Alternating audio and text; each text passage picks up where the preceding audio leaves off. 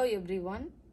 இந்த vlogல நம்ம என்ன பார்க்க போகிறோம் அப்படின்னா கார்டனிங் தான்.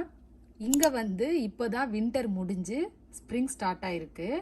இப்போவே நம்ம செடியெல்லாம் வெளியில் வைக்க முடியாது. ஸோ அதுக்காக கொஞ்சம் பிளான்ஸ் எல்லாம் நான் இன்டோரில் வச்சுட்டு அப்புறமா அவுட்டோரில் வைக்கலாம் அப்படின்னு சொல்லிட்டு கொஞ்சம் பிளான்ஸ் எல்லாம் போட்டிருக்கேன். ஸோ என்னென்ன போட்டிருக்கேன் அப்படிங்கிறத உங்கள் கூட ஷேர் பண்ணுறேன். இது என்னன்னு பார்த்தீங்கன்னா வெந்தயக்கீரை. இது போட்டு ஒரு 1 வீக் ஆகுது. நான் ஒரு சின்ன பாட்டில் போட்டுட்டு அதை இப்போ இந்த பெரிய பாட்டில் மாற்றிருக்கேன். இந்த அளவுக்கு இப்போ வளர்ந்துருக்கு. இது போட்டு ஒரு 5 days ஆச்சு. நல்ல க்ரோத் ஆயிருக்கு. நெக்ஸ்ட் பார்த்தீங்கன்னா இது வந்து மின்ட்டு. இங்கே வந்து சீட்ஸாகவே கிடைக்குது. நான் சீட்ஸ் தான் போட்டிருக்கேன். போட்டு இப்போ 2 days ஆகுது. நெக்ஸ்ட் இது வந்து கொரியாண்டர். இதுவுமே சீட்ஸாக போட்டு 2 days ஆகுது.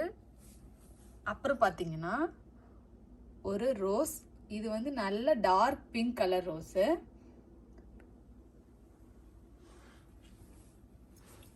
அப்புறமா இது எல்லாமே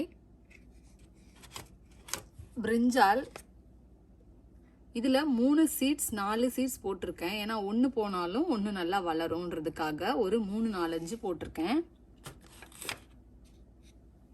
இது எல்லாமே எக் பிளான்ட்ஸ் தான். நெக்ஸ்ட் பார்த்தீங்கன்னா இது வந்து சில்லி. இதுலேயுமே அதே தான் போட்டிருக்கேன். ஒரு 2-3 சீட்ஸ் போட்டிருக்கேன். அப்புறமா இது தக்காளி.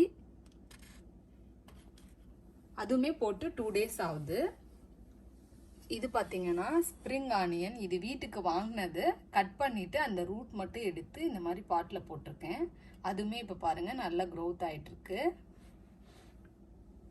நெக்ஸ்ட்டு பார்த்தீங்கன்னா ஒரு கத்தாழை வச்சுருக்கேன்.